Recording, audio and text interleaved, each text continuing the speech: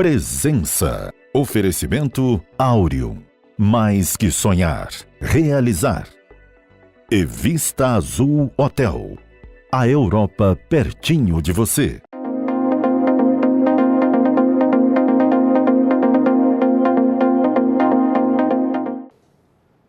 A nossa presença hoje tem uma característica particular, porque vai discutir comportamento feminino, masculino, a partir de uma obra, de um trabalho desenvolvido por uma escritora, Annelise, que está lançando a sua publicação, O Livro dos Encontros. Normalmente, nos programas de entrevista, a gente entrevista as pessoas a partir da proposta do livro, vai conversar sobre o livro, mas tendo sido um livro que esse apresentador teve a oportunidade de ler, a gente imagina que possa extrair algumas informações mais interessantes do que uma súmula genérica. Nós vamos conversar com a Annelise, que é a nossa entrevistada de hoje, e ela só assina o livro como Annelise, portanto, assim será tratada. Bom ter você aqui, Annelise. Obrigada. Então, gostei muito do livro. Estou dando depoimento sem demagogia e não dá para poder, às vezes... Quando a gente tem que ser crítico, mas num sentido que não vai exaltar a pessoa, é melhor a gente se abster da crítica para não criar um constrangimento. É uma regra até de educação. Quando a gente gosta, não tem que ficar regateando adjetivos. Ah, que bom. Gostei muito do livro. Acho que mesmo que esse livro, o senhor tem um caráter assim, beira antológico, porque certamente vai servir de referência para muitos jovens e meninos e meninas de 60 a 80 anos também, que é uma referência muito boa a respeito da nossa identidade. Nos anos 60 nós tivemos o exemplo do relatório Kinsey, que produziu uma revolução na concepção da sexualidade humana, identificando através de pesquisas, ou seja, de abordagens teoricamente científicas de comportamentos. E o que você traz aqui também é fruto de pesquisa, né? Sim, sim. Fala um pouquinho disso para nós. Então, esse livro nasce como uma pesquisa, depois como alguns experimentos, e o resultado dele, resumindo tudo, seria, vamos fazer o resultado de uma pesquisa, um livro sério, fundamentado, e eu acho que ele não cumpriria a sua função, que é a função de um diálogo, Então, vamos fazer um livro sério, fundamentado, mas vamos falar o cotidiano, o português claro, e aí vem a tragicomédia humana, que nós somos um pouco bobos, um pouco gênios, então é isso, é um livro bem-humorado, traz uma psicanálise caseira sobre relacionamento sexo-afetivo, sobre as questões humanas, sobre temas que a gente ainda não sabe exatamente como dissertar, como falar, como agir, como atuar. Então eu acho que a ideia do livro era basicamente isso, uma questão que traz essa questão do novo nos assuntos de relacionamentos sexo-afetivos, mas no final a gente chega à conclusão de que são assuntos velhos, com remodelagens novas, com outras roupagens. E a passando detona com nós, os meninos de todas as idades. Na verdade, não é a intenção de detonar, A gente queria puxar uma sardinha para as meninas e o efeito colateral talvez não tenha sido tão bom para os meninos. Mas eu acho que ele me surpreendeu, porque eu fiz realmente para as meninas, mas eu estou tendo mais feedback dos meninos, principalmente os meninos mais velhos, acima de 30, e menos das meninas. Então, talvez ele tenha cumprido um papel que ele não previa antes. Não, e muito, muito interessante que ele favorece mesmo uma percepção e uma leitura do universo feminino a partir do olhar masculino e vice-versa, Também permite a leitura do universo masculino a partir dessa perspectiva sua feminina. Eu acho que os homens conseguem ver esse outro lado dos bastidores, através da Annelise, e os homens e as mulheres conseguem ver os bastidores através de todos os personagens do livro, das vidas e das atuações, porque, na verdade, trata-se mais de atuações hoje em dia do que de ações ou de ser mesmo, do existir do homem. Eu acho que tem essa confusão do quanto ele está atuando, do quando ele está sendo, E eu acho que as mulheres conseguem abrir um pouquinho essa visão. Eu sugeriria que você lesse esse livro, meu telespectador ou telespectadora, porque vai te ajudar a encurtar algumas experiências que poderão agregar muito na sua relação de alteridade com o outro. Quando você fala a respeito da sexualidade feminina, da sexualidade masculina, você deixa muito distinto performances. Eu acho que as pessoas estão deixando de... Mais do que ser realmente, mais do que existir. Elas estão muito performáticas, inclusive na cama. né? Não só na vida real, ou seja, as pessoas hoje elas precisam criar um personagem, seja lá em que cenário, talvez no cenário de um aplicativo, de um site ou de um ambiente, né? E elas passam a performar a partir daquilo que ela considera ser o ideal, o que seja o melhor para ser, o melhor para agir, o que vai ser mais atrativo para o outro. Então eu acho que não chega a ser uma análise, quanto estamos superficiais. Eu acho que não é isso. Eu acho que a complexidade das relações hoje, ela chega num tanto em que as pessoas elas não estão mais à vontade para ser o que é, para ser o que são. Né? Talvez seja essa a grande correspondeu à expectativa. Exato. Então a gente está mais vivendo para corresponder à expectativa, né? Porque a espontaneidade já não é mais tão bem vista, né? Ou a gente já não sabe mais lidar com essa espontaneidade humana. E falar a respeito de corresponder à expectativa, você cita algumas... Na verdade, inclusive, é interessante que você traz informações que tem hora que você chuta o pau da barraca, você usa o palavrão cru mesmo, e depois você vai lá e traz Baruch Spinoza, e traz os clássicos e mostra uma agradável familiaridade com temas mais profundos.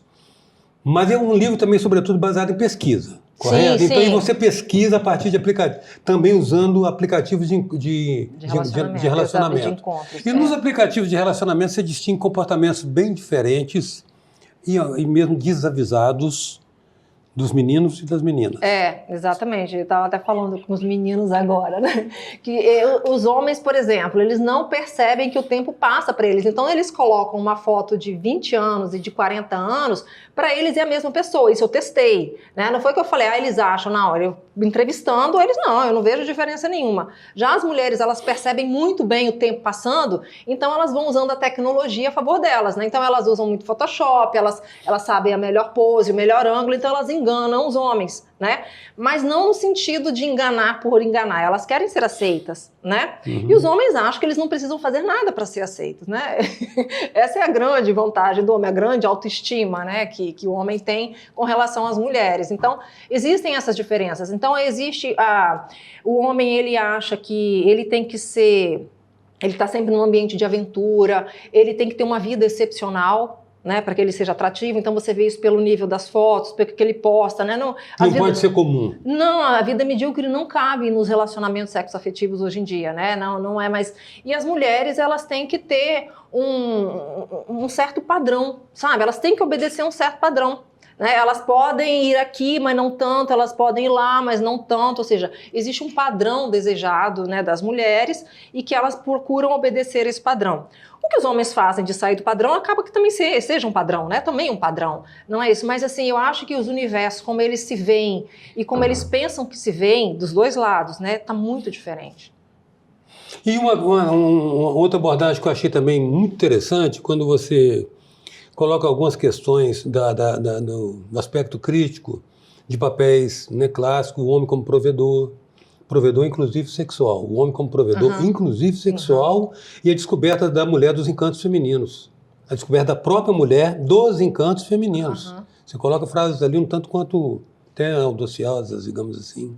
Existem várias abordagens a respeito disso, né? Eu trouxe a Emma Jung, por exemplo, que é a esposa de Jung, que ela traz uma obra chamada Ânima e Ânimos, porque no final os aspectos civilizatórios, né, nos tornou muito parecidos, mas na verdade existem essa verdade, esse inconsciente coletivo, né? A gente continua tendo os instintos femininos, vocês continuam tendo os instintos masculinos, e a gente quer abafar isso, né, a todo custo, pela modernidade, pela civilização, mas eles não são facilmente apagados, ou seja, a gente continua buscando um padrão muito parecido com o que a gente buscava há anos e milhares de anos atrás, e os homens também. Replicando inercialmente. Exatamente, assim, é claro que a gente usa outros termos, a gente usa outros conceitos, outros valores, mas a gente está falando praticamente das mesmas coisas, né? É claro que isso muda, obviamente que isso muda. A Ana Jung mostra que também a gente na progressão histórica, a gente vem mudando, ou seja, o nosso inconsciente, né, não exige mais aquele homem que mata, etc. Mas a gente busca o masculino, né, enquanto o homem também busca o feminino. Pode ser discutido hoje o que é feminino, o que é masculino? Pode. Eu acho que isso também é mutável ao longo do tempo. Mas eu acho que tem algumas características que a gente ainda busca, né, de se sentir amado, de se sentir desejado. E através de uma linguagem que ela não é a mesma para o homem e continua não sendo a mesma para a mulher. como você detalha melhor a colocação que você faz da homoafetividade e da heteroafetividade? No caso de homem, gostar de homem e mulher não gostar, pelo menos pressupõe, né? Não tem tanta afinidade com mulher. Então, há controvérsias, né? Essa é uma pesquisa da Universidade do Reino Unido, muito séria. Eu olhei as notas metodológicas, então, meninas, se vocês não gostarem, não dá para questionar tanto. Depois podemos conversar sobre isso. Mas dizem que não existe mulher heterossexual. E a primeira vez que eu li, eu também questionei, mas depois eu olhei as notas metodológicas e falei, faz sentido, né? Então, no sentido científico, os homens são maciçamente bissexuais, uma pequena parte é hétero e outra parte pequena, menor, é homo, né? Mas a grande parte é bissexual. Com relação às mulheres, ou as mulheres são bissexuais ou as mulheres são homossexuais. Não existem mulheres heterossexuais. Ah, mas como eu sou heterossexual? Como eu disse no livro também. Bom, a gente foi criada para ser heterossexual, a nossa cultura, os nossos padrões, a nossa criação mesmo, uma né? modelagem cultural. A gente foi modelado. Agora, é verdade? Não sei, é uma pesquisa. Agora, do outro lado, o que a gente pode perceber? Eu não sou nenhum especialista, né? É um livro que vai como ficção. O que pode perceber é que os homens são basicamente homoafetivos. Eles se divertem com homens, eles gostam de estar com homens, eles gostam de sair com homens. E a verdade, eu tenho que ir para casa porque minha mulher está me chamando, eu tenho que sair com a minha namorada. É como se fosse um fardo, que ele nem procura disfarçar, né?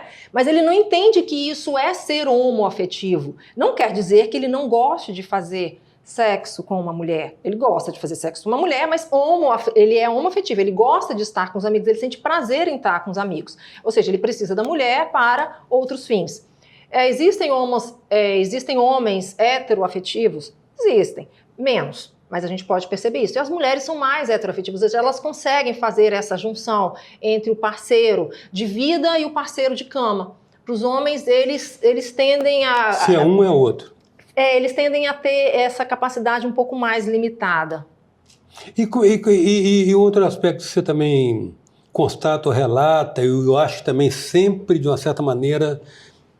tomando como parâmetros as pesquisas, é a questão das perversões e do desencadeamento das perversões através de, por exemplo, alguns gostos, como da mania pela pornografia.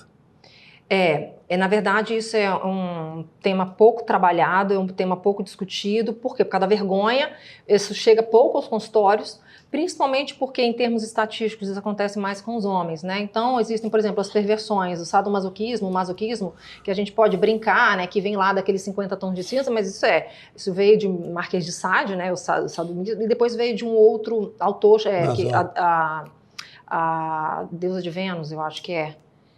Não me falha a memória. Mas o que isso quer dizer? Essas perversões, elas não são aceitas no mundo tradicional, no conceito tradicional de parceria entre homens e mulheres. Então, essas pessoas, elas vivem num submundo, né? Como se fosse num mundo subterrâneo, onde elas podem viver alguns casos de perversidade, como ter prazer com o sofrimento do outro, ou ter prazer com coisas que não são prazerosas, e ao mesmo tempo existem as pessoas que se submetem a isso, não por uma submissão pura, mas também por uma certa de exercer poder, ou seja, eu exerço poder no sentido de que o meu prazer dá prazer a ele, então eu tenho poder com relação a isso, ou seja, o que eu tenho de permissão que ele tem sobre mim, isso para mim é o meu poder. A presença hoje é de Annelise, escritora e pesquisadora, a propósito do lançamento do seu livro dos encontros. A gente volta já. Venha viver momentos inesquecíveis no Hotel Vista Azul, nas Montanhas Capixabas. Resort com piscina interna e externa, quadras de tênis, jacuzzi, suítes amplas e confortáveis, lounge com lareira e um mirante com vista para a Pedra Azul. Hotel Vista Azul, a Europa, pertinho de você. Presença. Oferecimento Áureo. Mais que sonhar, realizar. E Vista Azul Hotel.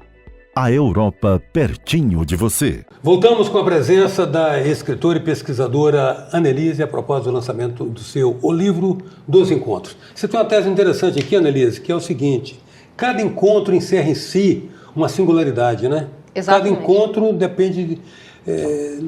não acho que não é assim uma definição de adequação de perfis. Cada encontro tem uma química e uma magia própria, é isso? Na verdade, o Livro dos Encontros se chama Livro dos Encontros, né, pegando uma teoria de Baruch de Spinoza, que é um filósofo. E ele dizia o seguinte, que bom ou más não são as pessoas, né? Bons são os relacionamentos, a potência que esse relacionamento gera. E ruins é a falta de potência. Então, às vezes, você está com uma pessoa que você se sente muito bem, que aquilo gera uma potência, né? E aquilo te transporta a um nível superior, digamos assim, de bem-estar, enfim. E isso é um bom encontro. Os maus encontros seriam o encontro entre duas pessoas que não gera essa boa potência. Você gera impotência, te faz sentir mal ou faz o outro se sentir mal. Então, na verdade, o Livro dos Encontros é isso. É que tipo de potência o encontro entre você e outra pessoa está gerando. Não necessariamente essa pessoa é ruim. E agora a gente está vendo, né? Não é que chega a ser um modismo, mas quase, né? Eu estava num relacionamento tóxico, meu namorado ou minha namorada era tóxica. Na verdade, a gente está numa sociedade de pessoas intoxicadas, né? Estamos todos intoxicados e querendo culpar o outro. Não estou dizendo que isso não exista, mas o que existe na verdade é que, talvez esse seu namoradinho tóxico, essa namoradinha tóxica, com outra pessoa, gere um encontro positivo, com potência, né? E gere coisas boas. Uhum. Então a lógica do Livro dos Encontros é essa, é trabalhar os encontros e não as pessoas. Vem cá, mas a gente pode entender assim, traduzindo de uma maneira mais simples, que o encontro é aquele que suscita em você a vontade de você ser a sua melhor versão para o outro? Eu não sei, porque quando a gente tenta ser a melhor versão, não parece uma coisa espontânea, natural, né? Eu acho que está representando. Eu acho que o bom encontro é você ser você, sem se preocupar se é a sua melhor versão, ou seja, que nós somos várias versões de nós mesmos, né? Eu acho que é isso. Eu acho que a gente permitir ser todas as versões para que o encontro seja bom, seja isso. Eu não preciso esconder uma versão de mim. Sem esconder. É que a gente estava falando, por exemplo, das perversidades, né? E a gente estava falando aqui agora entre nós, né? Sobre outras práticas, Golden Shower, etc. Zoofilia, coprofilia, inversões. Então assim, e às vezes, e essa versão se não vem à tona, para onde ela vai, né? Então é isso. Explode alguma coisa, Exato. né? Então eu acho que o bom relacionamento é permitir que as suas versões sejam manifestas. Não que você concorde com tudo, né? Mas se você não puder manifestar todas as suas versões... Entre outras pérolas que você traz aqui, eu não sabia, eu pelo menos eu desconhecia, apesar de que não é minha praia também, né? Eu sou um reles perguntador. Eu também. Mas você traz aqui a tese de que na afirmação da sua virilidade, o homem quer ser pai mais idoso... E com isso há uma predisposição constatada cientificamente de que a paternidade tardia, pelo fato do espermatozoide ter uma certa tendência a ter anomalia, é mais suscetível de nascer uma criança com autismo, com Down e com outras disfunções.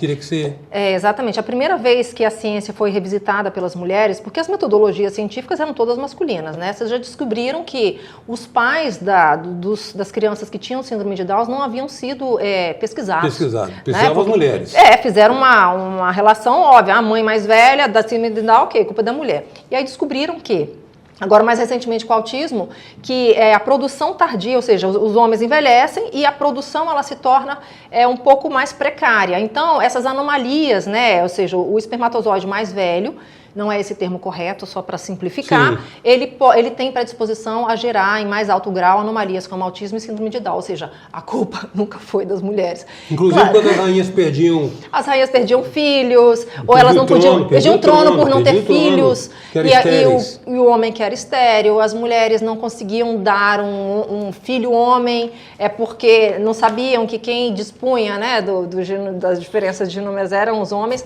Então as mulheres elas carregam muitas culpas, porque o homem é que sempre dominou tanto o poder político, o poder religioso, o poder científico, e agora isso está vindo à tona.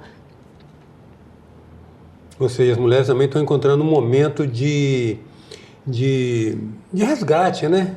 Apesar de que aqui também você não sentencia de novo, você deve ter convivido com muito menino maldoso lá na sua infância. Não, eu sentencia que até o final do tempo nós, os homens, teremos que resgatar injustiças ancestrais com vocês? Acho, mas com mimos, né? Eu acredito que a revanche não é uma boa opção, porque ela cansa, né? Eu acho que está na hora da gente relaxar. Eu acho que essas descobertas não é para aumentar a rivalidade entre homens e mulheres, é para que as mulheres comecem a relaxar. Os homens também envelhecem, os homens também têm andropausa, os homens têm um brinquedinho que é de armar e o nosso não, a gente tem um brinquedinho só para prazer e os homens não têm. Então não é uma disputa, é para que vocês se relaxem, se tranquilizem. As suas estatísticas são muito perversas com relação a nós, principalmente os meninos mais velhos. As estatísticas são perversas. É uma delas. Não. Qual? Isso tudo que você falou, inclusive o fato de ficar aí se animando e querendo, sabe, passar pelo que não é mais. Assim, por exemplo, a paternidade tardia. A gente percebe que os homens ficam mais velhos, por exemplo, ele sai de uma relação de um par de iguais, né? Ou pelo menos, né, coincidente de idades. E aí eles procuram a fonte da juventude fora deles, né? As mulheres, elas vão fazer plástica, elas vão fazer coisa, mas os homens procuram fora deles, através de uma mulher mais jovem. Isso é um padrão, isso é um padrão. É um padrão, principalmente na América Latina, de países subdesenvolvidos. Isso não acontece na Europa, por exemplo. Mas daí eles querem provar virilidade, né, com a paternidade. Por exemplo, eu sou pai com 60, etc, né? Assim, tá errado? Não fosse pelas intenções, ou seja, é normal acontecer, né, esses encontros, é normal acontecer, mas não da forma cultural como acontece nesses países, né? Relegando as mulheres mais velhas a um papel de descarte. Você trouxe uma abordagem que eu achei também interessantíssima. Aliás, o livro todo, de uma certa maneira, é uma cruzada. Não vou dizer que é feminista, que você não se assume nem mostra feminismo, né? Sou. Mas eu acho que você fala que eu acho que é de wedding. O esforço da mulher ou da pessoa que na relação é economicamente mais desfavorecida e busca com muita, digamos assim, naturalidade ter um parceiro que está numa situação melhor, que lhe proporciona aquilo que ela não pôde obter. A hipergamia. A hipergamia, ela acontece também em países menos desenvolvidos, mas isso do ponto de vista econômico. Só que do ponto de vista antropológico, né, isso sempre existiu. As mulheres, né, elas sempre procuraram homens mais fortes, né, com mais poder ali da tribo para reproduzir. E hoje o que acontece? Eu tinha uma visão, antes de começar as pesquisas, lá em 2014, uma visão muito negativa a respeito disso, né? A mulher tem que lutar, a mulher pode... Mas hoje eu percebo que algumas mulheres, elas têm um caminho tão longo para seguir e com tantos obstáculos que os homens não têm, para elas chegarem num patamar que elas não vão conseguir ter uma vida digna, vamos falar a verdade, né? E ao passo que os homens sempre usaram a beleza da mulher e a juventude da mulher, né? E por que as mulheres não podem se aproveitar do benefício do poder econômico do homem? Né? Se é uma troca, não vejo problema. Eu não vejo problema. Agora, saibam vocês, né, se defenderem dos interesseiros. Agora, a hipergamia, ela não é uma questão moderna, ela é uma questão antropológica, de as mulheres sempre, elas selecionavam os melhores parceiros, né? E hoje, o melhor parceiro, no momento de crise econômica, pode ser aquele de maior poder econômico? Pode. Só as mulheres fazem isso? Não. As pesquisas indicam que cada vez também os homens têm usado da hipergamia também. Ou seja, não homens. É mais... os homens também. Eu lembrava daquelas novelas clássicas do Nordeste, baiana, de Jorge Amado, que tinha as menininhas, as pombinhas, e os coronéis que vinham do interior. Me remeteu muito a isso, essa relação de troca explícita. Mas hoje eu tento raciocinar. O que sobraria para essas meninas, né? Você menciona também isso, nesse caso, o estorvo, o peso que a mulher carrega nos desafios de várias ordens, biológica, econômica, né? As crises hormonais, a menstruação, aquelas coisas todas. O homem, ele segue numa linha reta, né? A gente vai numa subida cheia de obstáculos, né? E tem que estar com a cara serena, né? Porque senão a gente é rotulada de tudo, né? Essa mulher é até histérica, ela tem um humor péssimo, ou seja, quando o homem consegue desqualificar uma mulher em 10 minutos. Se numa reunião uma mulher for chamada de qualquer coisa, ela é louca, acabou. A carreira dessa mulher, naquela empresa pelo menos, acabou. Ela nunca mais será levada a sério. Você está exagerando? Não estou exagerando. Infelizmente, é assim que as coisas funcionam.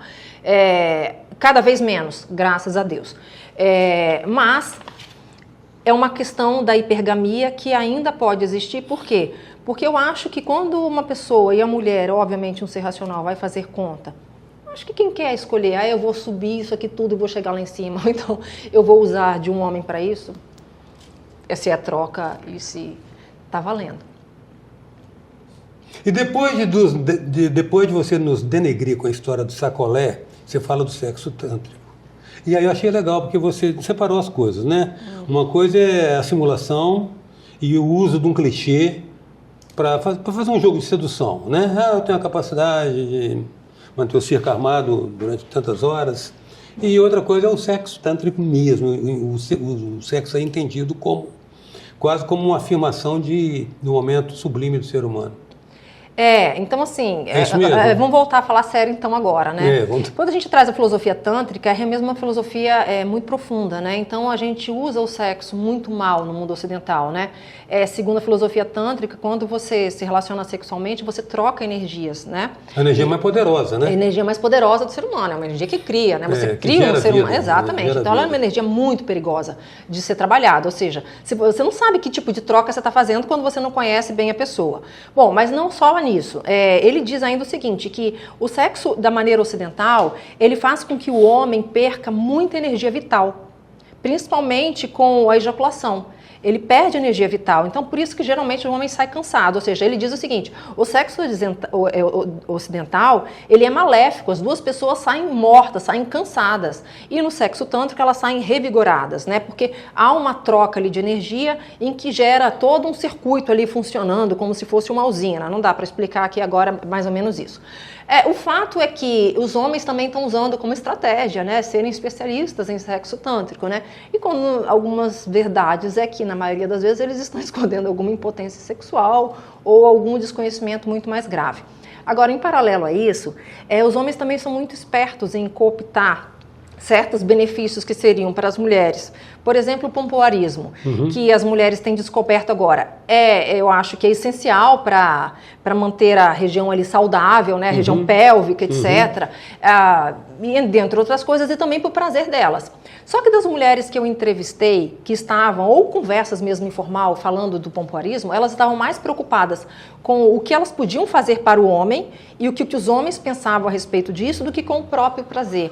Então eu acho que a gente continua performando, né? A gente tem esses recursos que poderiam ser a nosso benefício, mas a gente usa tanto o sexo tântrico quanto o pompoarismo para performar. Mas você há de convir também que depois de séculos e ou mesmo milênios de condicionamento cultural, desvencilhar-se disso assim, vai demorar, vai precisar de muitas análises, alguns livros dos encontros e um empenho também em conseguir mudar um pouco essa percepção da nossa natureza, da nossa verdadeira natureza, né? Eu acho que a gente saber que está em transição, e estamos em transição mesmo, né? Eu acho que isso já é uma coisa. Não ocupamos mais os mesmos lugares, os mesmos papéis, e eu acho que é aquilo, né? A diferença que a gente estava conversando agora há pouco. Quando a mulher, ela se descobre, vem junto os pacotes de soluções, ela se torna mais livre, ela se torna mais liberta, ela se torna mais confiante. Já os homens, quando ele descobre que o lugar dele no mundo já não é mais aquele, ele se sente meio perdido. Então a gente está desajustado. Annelise, eu quero agradecer muito a sua presença, a sua disponibilidade de estar aqui compartilhando conosco alguma coisa do seu livro, que eu realmente reitero, acho que deve ser lido por homens e mulheres para um melhor processo até de autoconhecimento. Muito grato pela sua presença, foi uma alegria ter você aqui. Obrigada. E o livro é para rir, gente, não é um livro sério, né? É verdade. Annelise, com vocês, até já. Obrigada.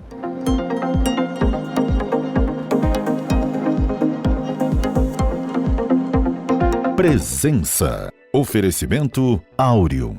Mais que sonhar, realizar. E Vista Azul Hotel. A Europa pertinho de você. Venha viver momentos inesquecíveis no Hotel Vista Azul, nas Montanhas Capixabas. Resort com piscina interna e externa, quadras de tênis, jacuzzi, suítes amplas e confortáveis, lounge com lareira e um mirante com vista para a Pedra Azul. Hotel Vista Azul, a Europa pertinho de você.